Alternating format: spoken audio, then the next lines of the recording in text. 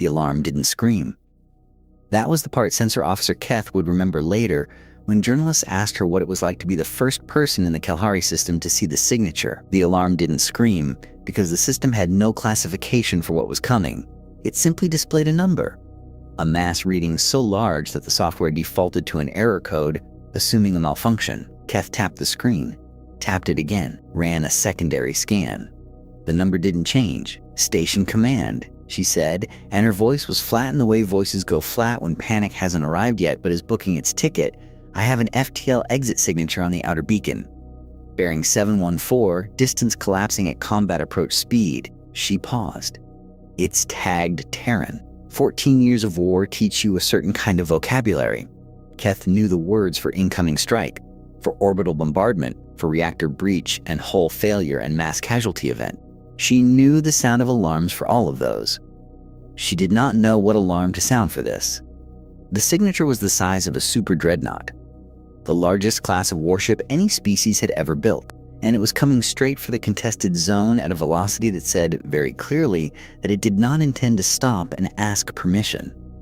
Across the Kalahari system, across shattered orbital stations and burning colony domes, and the silent debris fields where 200,000 people used to live. Every faction saw the same thing at the same time. The humans had sent something, and it was enormous. On the bridge of the UEMS Nightingale, Captain Yuki Tanaka checked the system clock. 14 minutes to the contested zone boundary. She pulled up the tactical overlay and watched the icons begin to move. Kalahari destroyers breaking formation, Vithari cruisers rotating broadsides, Sovereignty block gunships powering dormant arrays, 43 vessels repositioning at once. They were all pointing at her. The Kalahari system had once been beautiful. 3 suns, a golden primary, a white dwarf companion, and a dim red outlier, casting long, layered shadows across 7 inhabited worlds. The Kalahari had built their civilization in those shadows. Elegant orbital stations, communal nurseries where eggs were tended by the thousands, weapons locks coming in. Lieutenant Commander Asahi said from his console. His station controlled the shield grid. Old habit made him call it the weapon station. He'd served on a destroyer before this. 12, 16, 22 and climbing. Then the Vithari came for the mineral rights in the outer belt. A trade dispute became a border skirmish. The border skirmish became an occupation. The occupation became a war. 14 years in, most of the soldiers on both sides couldn't tell you what the original dispute was about. They could tell you who they'd lost. That was enough to keep fighting. 38 locks. Asahi said. 41. Several capital ship batteries, Captain. 3 factions. 7 worlds. 2 species that had forgotten how to stop killing each other. And somewhere below, in a field hospital on a crumbling Kalahari station, a medic named Thessi Vorkela heard the proximity alarm and looked up from the soldier she was suturing with thread that had been reused 3 times. Another one, she said to no one.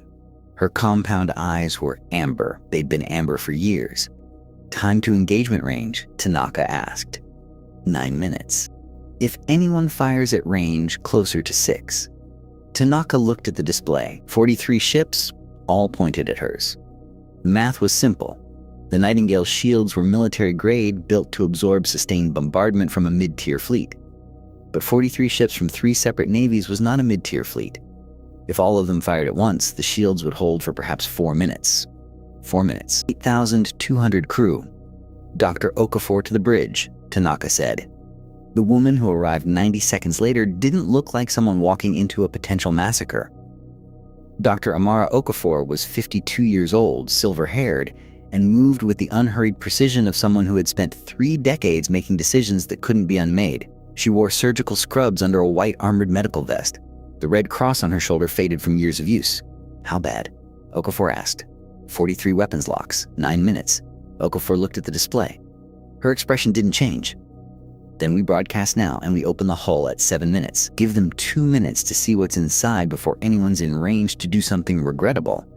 And if they fire anyway, then we operate under fire. That's what the armor is for. She said it the way someone might say that's what the umbrella is for. A design feature. An anticipated condition.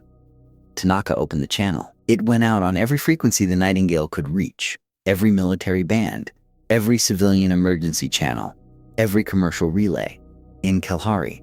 In Vithari. in 4 other common galactic trade languages, and in English, because Tanaka believed you should introduce yourself in your own voice. "This is Captain Yuki Tanaka of the United Earth medical ship Nightingale. We are entering the Kalahari system on a humanitarian mission authorized under the Geneva Conventions Plus. We carry no offensive weapons. Our vessel is certified unarmed by 3 independent galactic regulatory bodies. We carry 40 surgical theaters, 12 triage decks, atmospheric processors, water purifiers, and housing for 60,000 refugees. We are here to treat wounded from all factions without discrimination. We are not here to fight." A pause. The transmission continued. "We are opening our hull now. Look at what we are. Then decide what to do." At 7 minutes to engagement range, the Nightingale's hull began to open. The ship had been built on a military hull frame. Everyone in the system could see that. The bones of the vessel were unmistakably warship architecture, the same heavy structural ribs, the same armored plating, the same reactor housing designed to survive direct hits. But where a Dreadnought would have weapon bays, torpedo tubes, fighter hangars, and ammunition magazines, the Nightingale had something else. The hull petals retracted. 8 massive armored sections folding back like the petals of a steel flower. And the interior of the ship was suddenly visible to every telescope, every sensor suite, every pair of eyes in the system. 40 surgical theaters, gleaming, lit from within by clean white light that spilled out into the darkness of space like something that had no business being there. 12 triage decks, color-coded by severity. A prosthetics fabrication bay. Atmospheric processing units sized for 3 different species breathing requirements. Water purification systems. And below all of that, level after level of modular housing. Not barracks, not cells, but actual living quarters with partitions and sanitation and space enough to stand upright and feel like a person. 60,000 capacity. For anyone who needed it. On the bridge of every warship in the system, someone went quiet. On the Kalahari destroyer Vindus, a weapons officer pulled her hands from her console as if it had burned her. On a Sovereignty block gunship, the captain said, "Stand down targeting," before the order had reached his conscious mind. Fingers that had been poised over firing controls slowly withdrew. The red cross on the Nightingale's dorsal hull was 70 meters across. It glowed. Strategos Rune, aboard the Vitheri heavy cruiser Pale Doctrine, stared at his tactical display for 11 seconds without speaking. His throat markings, bioluminescent cyan lines that ran from his jaw to his collarbone, pulsed once. Agitation. "It's a hospital," his tactical officer said. "I can see what it is," Rune said. On a Kalahari Federal Coalition destroyer, Valeth. Diplomatic attaché newly appointed, amber-eyed with anxiety. Watched the hull open and felt her mandibles click shut. She had been dispatched with an expulsion order in her satchel and a speech prepared about sovereignty and non-interference. The speech now seemed very small. "Get me a shuttle," she said. "I'm going aboard." The shuttle bay of the Nightingale was not designed to impress. It was designed to move patients quickly. The deck was painted in colored lanes. Red for critical, yellow for urgent, green for ambulatory, white for deceased. The lanes led to different elevators, different decks, different destinies. Valeth stepped off her shuttle and immediately had to step aside as a human medical team rushed past pushing a gurney. On the gurney was a Kalahari. Federal Coalition uniform, half their carapace shattered, blue-green blood soaking through field bandages. They'd already started receiving patients. The Nightingale had been in system for less than 20 minutes, and the first casualties were already arriving from the nearest station. Valeth watched the team disappear into an elevator. The efficiency was, she didn't have a word for it.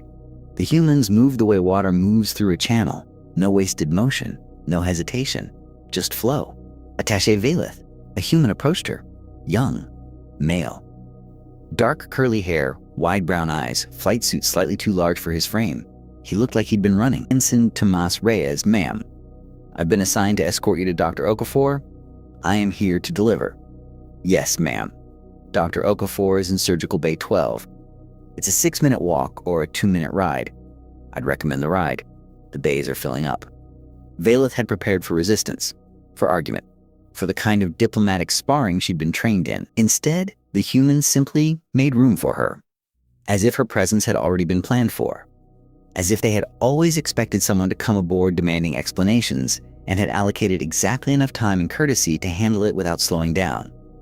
The ride took them through the central corridor of the medical deck. Valeth saw things she would later struggle to describe to the Kelhari Council. A Kelhari child, no older than a second instar juvenile, being carried by a human nurse whose protective suit was spotted with blue-green blood.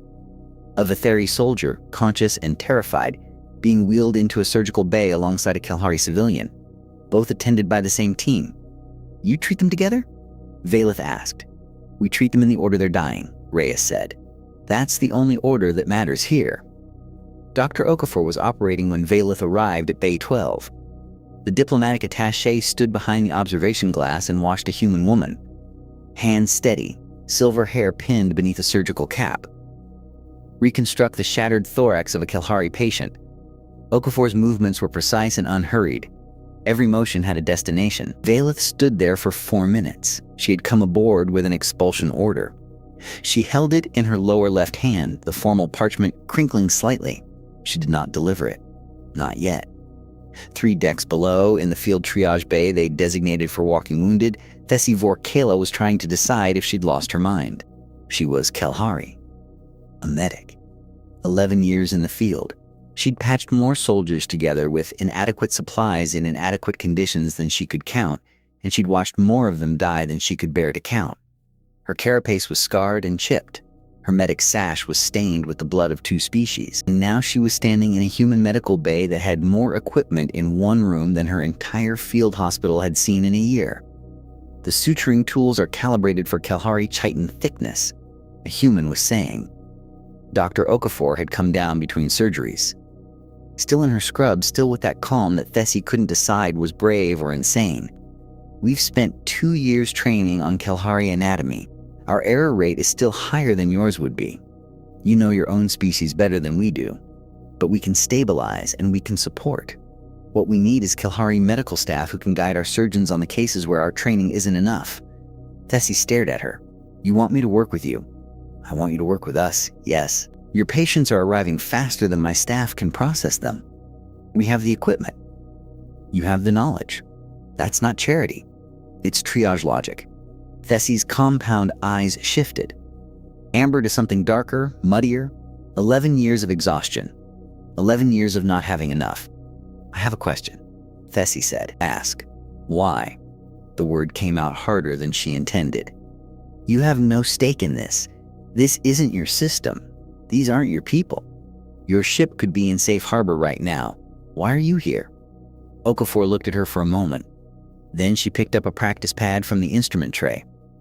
A square of synthetic chitin used for calibration, and a suturing tool. Watch my hands, Okafor said. She began demonstrating a technique. The tool moved in a pattern Thessi had never seen before. A modified, interrupted suture designed for the junction between hard carapace and the softer tissue beneath. The kind of wound that Kelhari field medics lost patients to because the chitin cracked further during closure. Okafor's version anchored the suture in 3 points instead of 2, distributing the tension. This is a technique my team developed over 14 months, Okafor said, still working. We practiced on synthetic chitin, then on cadaver tissue donated by Kelhari expatriates on Earth. 14 months of development for a stitch that takes 11 seconds to place. Her hands moved, precise, practiced. 11 seconds. That's your answer, Okafor said. She set down the tool and looked at Thessi. Nobody spends 14 months perfecting a suture for people they don't intend to save. She didn't say anything else. She didn't need to. She put the practice pad down and walked back toward the surgical bay. She had patience. Thessi picked up the suturing tool, placed it against the practice pad, tried the 3-point anchor. Her hands knew what to do. Aboard the Pale Doctrine, Strategos Ruon was doing math. Not the kind of math that involved numbers, though there were numbers involved. The kind of math that commanders do when they calculate what a situation means for the justification. The narrative that keeps soldiers fighting and populations compliant. For 14 years, the Vetheri Expeditionary Force had maintained a simple narrative. The Kelhari were broken, their civilization collapsing, their people beyond saving. The occupation was a mercy in itself. Order imposed on chaos. The casualties were regrettable but inevitable. No one could save the Kelhari from themselves. And now a ship the size of a Dreadnought had parked in the contested zone and was saving them. Rune watched the sensor feeds. 16 medical shuttles had launched from the Nightingale, fanning out across the system. White hulls. Red crosses. They were heading for Kalhari refugee stations, a bombed Vitheri colony on the Fourth World, and a neutral trading post that had been caught in crossfire 3 days ago. Every shuttle that landed, every patient that was treated, every life that was saved. It eroded the narrative. If the Kalhari could be helped, then the war wasn't inevitable. If the war wasn't inevitable, then every death was a choice. And if every death was a choice, then Rune was not a commander prosecuting a necessary campaign. He was just a man who kept choosing to kill. "The hospital ship is a threat," he said. His tactical officer, Lieutenant Severin, turned. "Sir, it's certified unarmed. 3 regulatory." "I'm not talking about weapons, Severin." Rune's throat markings pulsed. Slow, deliberate cyan. "I'm talking about what it does to us if it succeeds. If those humans save 10,000 Kalhari civilians, what does our occupation look like to the rest of the galaxy? What does it look like to our own population?" Severin said nothing. He understood. "Order the Third Fleet to firing positions," Ruan said. "Target the hospital ship." Sir, it's a medical vessel. Under Galactic Convention. Under Galactic Convention, it entered a war zone without faction consent. That makes it a legitimate military target under the Contested Space Doctrine, subsection 9. Rune's voice was calm. His reasoning was flawless. That was the worst part. He wasn't angry, wasn't cruel, wasn't raving. He was correct within one very specific and very narrow reading of the law. Open fire. The first plasma bolt hit the Nightingale's port shields at 1447 system time. On Surgical Bay 12, the lights flickered. The deck shuddered. A tray of instruments rattled on its magnetic locks. Dr. Amara Okafor was 3 hours into reconstructive surgery on a Kalhari child. Second instar, no more than 6 years old in human terms, thorax crushed by falling debris from a station bombardment.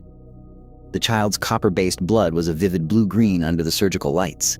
Okafor had both hands inside the chest cavity, holding a cracked carapace plate in position while the bonding agent set. The second bolt hit. Harder. The entire bay swayed. Somewhere on a lower deck, a pipe burst and someone shouted. Okafor's hands did not move. Shields holding on the surgical decks. Asahi's voice came over the intercom. "Captain is redistributing power. Port command tower is losing coverage." Which meant Tanaka had made her choice. Shields over the operating rooms. Less protection for herself. The third bolt. The fourth. The Pale Doctrine was firing in a steady rhythm now, 2-second intervals, and each impact shook the Nightingale like a hammer on an anvil. "Captain." Okafor's voice came through the bridge channel. Steady. Almost conversational. "I have 72 patients on tables across 14 bays. I need the shields to hold." "I can give you the surgical decks or the shuttle bay," Tanaka said. "Not both." The shuttle bay was still receiving wounded. Closing it meant no more patients could arrive. Keeping it open meant the incoming plasma fire could reach the receiving area. "Keep the bay open," Okafor said. "Amara, the bay open. People are still coming in." Tanaka redistributed the shields. The command tower lost another 12% coverage. On the bridge, ceiling panels rattled loose. Tanaka gripped her console and felt the vibration in her teeth. The cost came 90 seconds later. A plasma bolt. Deflected off the surgical deck shields at a shallow angle. Skipped across the unshielded shuttle bay entrance like a stone across water. Shuttle 9, carrying 14 wounded from a Kalhari station, was on final approach. The pilot banked hard, lost the approach vector, and had to circle back for a second run. The delay was 2 minutes and 40 seconds. A Kalhari dock worker named Rish, both lower arms crushed, internal hemorrhaging, was in the back of that shuttle.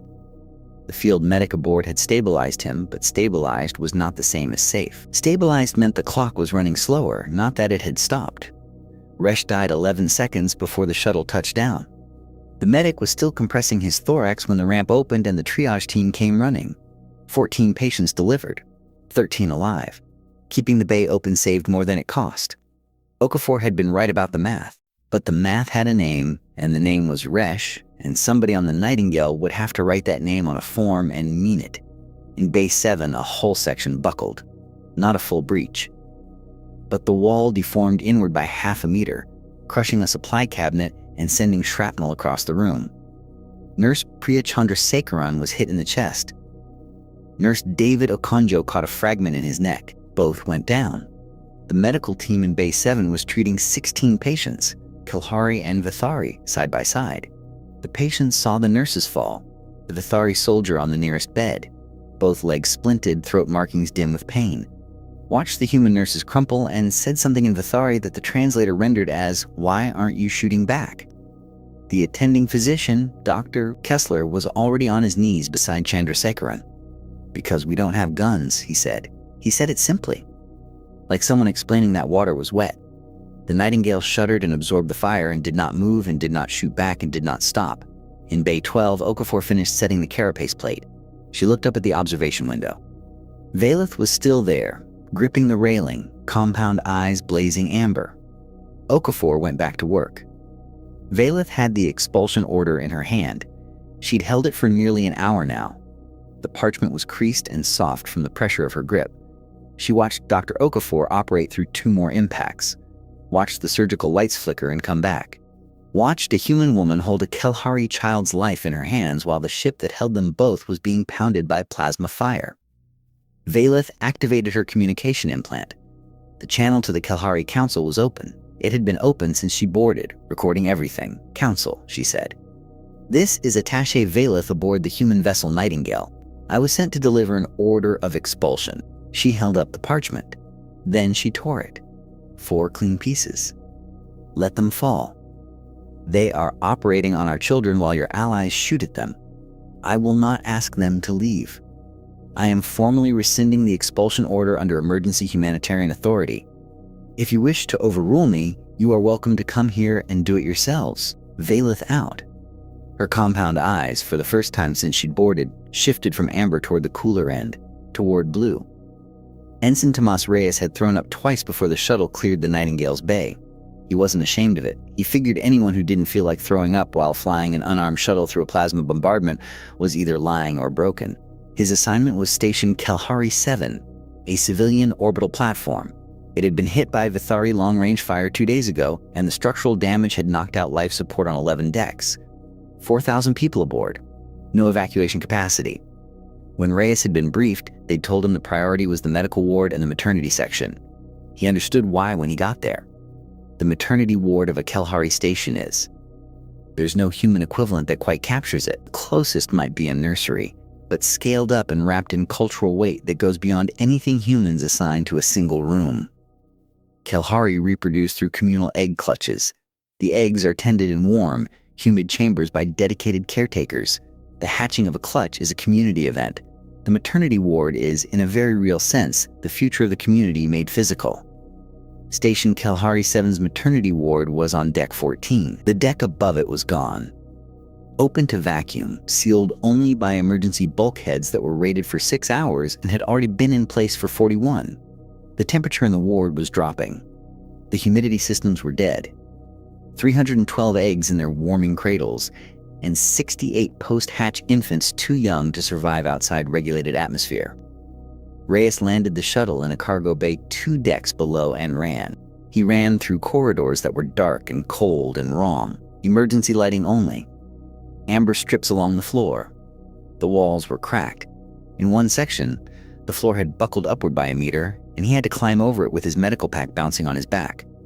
When he reached the maternity ward, the Kelhari caretakers were huddled around the warming cradles, using their own body heat. Insectoid species, naturally warm-blooded but not enough. Not for 300 eggs. They were shivering, their carapaces clicking softly in the cold, and they were staying anyway. Reyes set up the portable atmospheric unit. It was designed for this. Emergency heating, humidity regulation, enough power for 12 hours. He trained on it 7 times. His hands were shaking, but the connections were solid. Then the station shook, not from weapons fire, from structural failure. Deck 13 was losing integrity. The emergency bulkheads groaned. "We need to move," Reyes said. "Everyone. The eggs, the infants, everything. My shuttle has life support for 200. We'll make 2 trips." A Kelhari caretaker looked at him. Her compound eyes were deep violet. Grief, exhaustion, something past the edge of hope. "The eggs cannot be moved quickly. The thermal shock. I have heating units on the shuttle. We insulate the cradles, we move in groups of 40, we keep the temperature stable. It's not perfect. But this deck is coming apart." He was 23 years old. His arm would be in a sling by the end of the day. His hands hadn't stopped shaking since he'd entered the system. He picked up a Kelhari infant, barely hatched, translucent chitin still soft, no bigger than a human newborn, and held it against the warming unit on his chest plate. The infant's legs curled reflexively around his forearm. "Let's go," he said. He made 3 trips, not 2. The structural damage was worse than the scans had showed, and he had to reroute through Deck 11 on the second run. On the third trip, he was carrying 4 egg cradles strapped to a cargo sled, moving at a jog through a corridor that was actively decompressing behind him. The bulkhead sealed 6 seconds after he cleared it. The image that went out on the Kelhari newsfeed, captured by a station security camera, showed a young human in a too-big flight suit carrying a Kelhari infant against his chest with one arm, dragging a sled of eggs with the other, running through a failing corridor with the stars visible through cracks in the wall behind him. It played on every screen in the system within the hour. The reactor breach on the Pale Doctrine happened at 16:22 system time. It was not caused by the Kelhari fleet, which had moved to intercept the Vithari attack on the Nightingale but had not yet engaged. It was not caused by anything the humans did. It was caused by 14 years of war. The Pale Doctrine was an old ship. 14 years of continuous deployment, deferred maintenance, replacement parts that weren't quite right, reactor containment seals that should have been replaced 3 years ago. When Rune had repositioned his flagship to maintain firing solutions on the Nightingale, the maneuver had put lateral stress on the reactor housing. The containment seal failed at 16:22. The breach was not explosive. Contained fusion reactors don't detonate like bombs. What they do is leak superheated plasma into the surrounding compartments. Slowly, fatally. Decks 9 through 14 of the Pale Doctrine began to cook. Sevran hit the emergency containment. It held on 3 decks. On 2 others, the secondary seals had the same deferred maintenance problem as the primary. Plasma leaked through. 417 Vithari crew on those decks. The evacuation alarm sounded. Ruan stood on his bridge and watched his ship die from the inside. "Medical?" he said. "Our medical bay is on Deck 12, sir," Sevran said. His voice was flat. "Deck 12 is gone. No medical bay. No Vithari medical ship within range. The nearest was 6 hours out.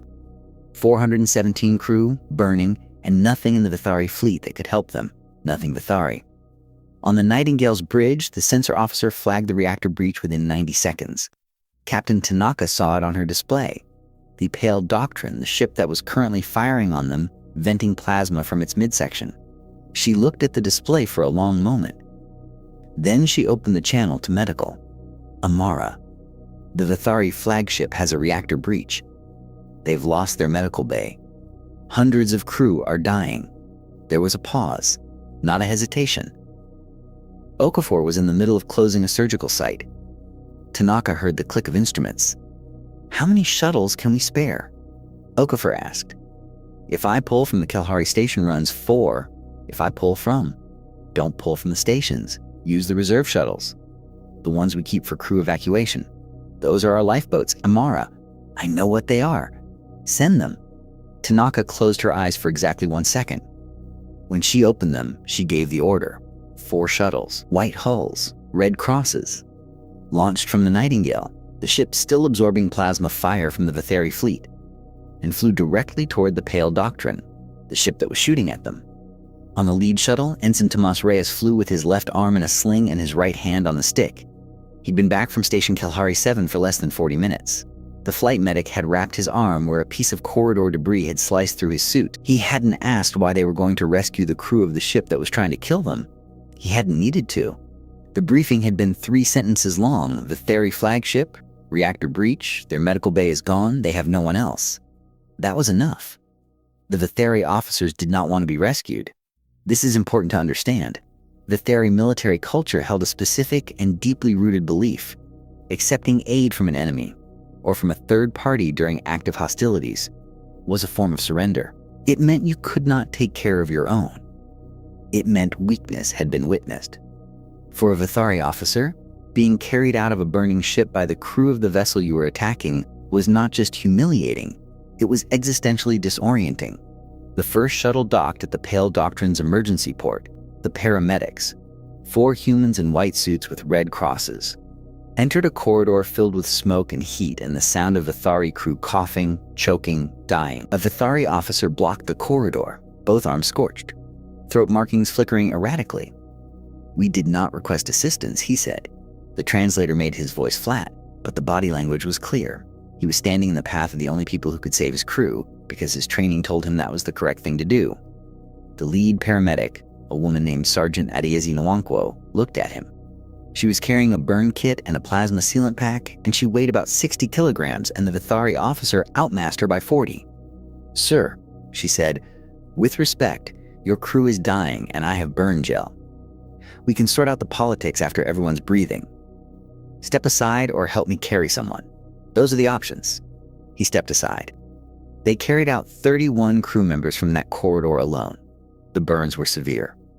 Plasma exposure burns through scales like acid through paper. The paramedics worked in teams of 2, stabilizing airway and circulatory damage, applying burn gel to wounds that covered 60, 70, 80% of the body. No one stopped to ask which faction the patient fought for. There was no form to fill out. No authorization to request. They just worked. On the bridge of the Pale Doctrine, Strategos Ruan watched through the internal cameras. He watched human paramedics carry Vithari officers out of burning corridors. He watched them treat his crew with the same calm, unhurried competence that Dr. Okafor used in the surgical bay. He watched a human medic. Young, dark-haired, arm in a sling. Guide a Vithari engineer onto a shuttle with his good hand. Ruan recognized the engineer, Kale. 26 years old. 3 years on the Pale Doctrine. He'd served on Rune's command deck during the Outer Belt campaign. Quiet, competent, always the last to leave his station during drills. Rune had signed his commendation for the Battle of Kalhari III. Kale's scales were blackened down one side, and he was leaning on the human pilot as if the human were the only solid thing left in the universe. The human was shaking. Rune could see it on the camera feed. The hand on Kale's shoulder was trembling. The pilot was afraid. He was exhausted. His arm was in a sling and his flight suit was too big for him, and he was clearly, visibly, not built for this. And he had come anyway. He had climbed into a shuttle and flown to a ship that was trying to kill him to carry out people he had never met because they were burning and he had hands. Rune's throat markings went dark. Not dim, dark. The bioluminescence shut off entirely. In Vithari physiology, this didn't happen from anger or grief or fear.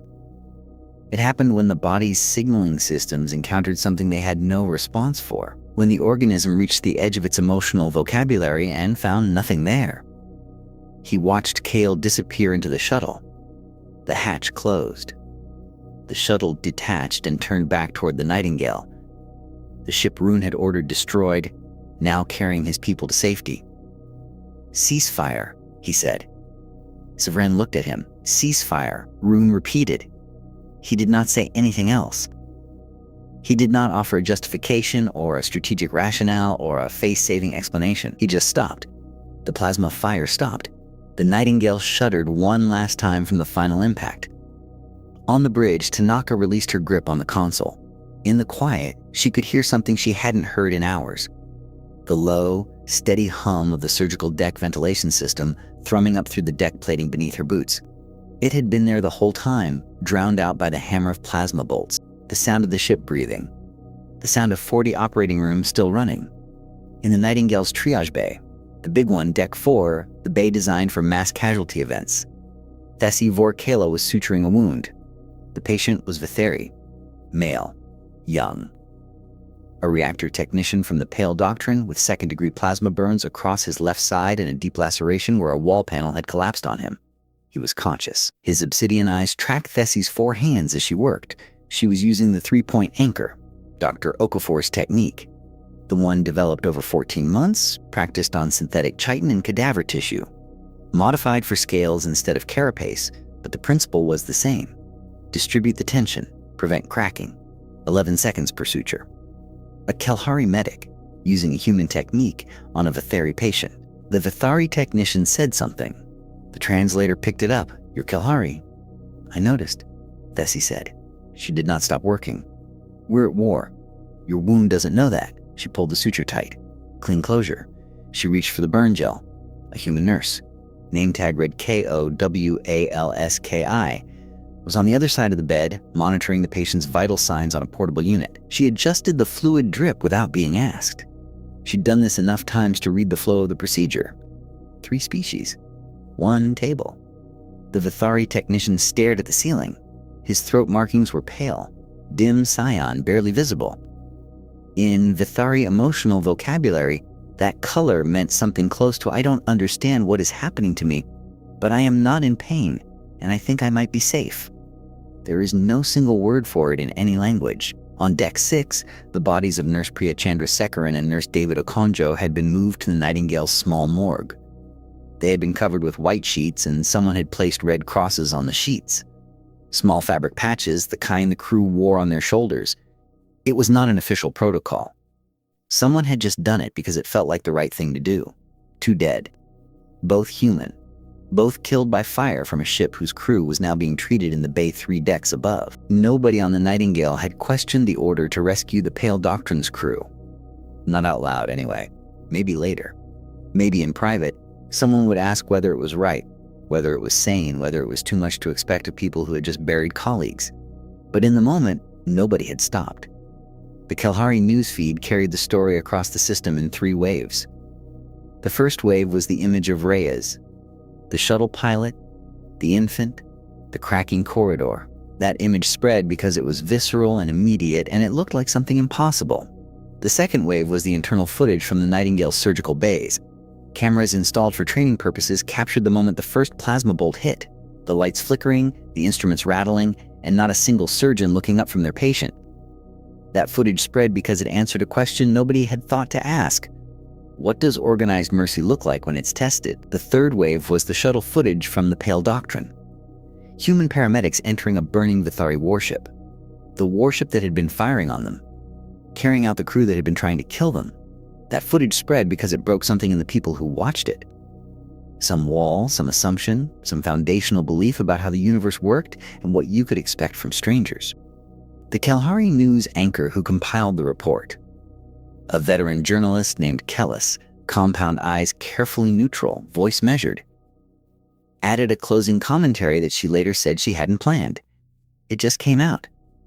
"We have been at war for 14 years, she said. In that time, we have seen every form of violence one species can inflict upon another. We thought we understood what power looked like. We thought we understood what strength meant." A pause. The feed showed the Nightingale. Exterior shot, wide angle. The hull was blackened and scorched on the port side where the Vithari fire had concentrated. Armor plating was warped. Antenna arrays were shattered. The ship looked like it had been through a battle. The red cross on the dorsal hull still glowed. 70 meters across, burning through the damage. The humans came in a ship built like a warship, Kellis said. They filled it with doctors. They opened it in front of our guns. They kept operating on our children while someone tried to kill them. And then they sent their lifeboats, their own survival, to rescue the crew of the ship that fired on them. Another pause. We thought they came to conquer us. They came to heal us. And I think that might be the most terrifying thing this system has ever seen. Because you can fight an enemy, you can resist an occupation.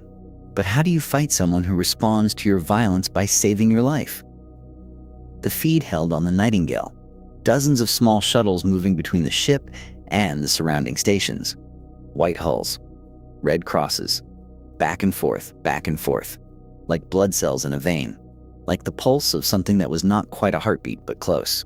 In the triage bay, Thessie finished her last suture. She set down the tool. Her compound eyes, for the first time in 11 years, were pale blue. On the bridge, Captain Tanaka sat in her chair and looked at the stars through a cracked viewport. She was very tired. The ship was damaged. 2 of her people were dead. The war wasn't over. She knew that. One ship couldn't end 14 years of killing. The Nightingale had 30 days of supplies, and after that, the system would be on its own again. But the firing had stopped. And in 40 surgical bays, the lights were still on. And somewhere on Deck 4, 3 species were standing around the same table, doing the same work, because a wound doesn't know who made it, and a doctor doesn't care. The red cross glowed. The shuttles kept flying.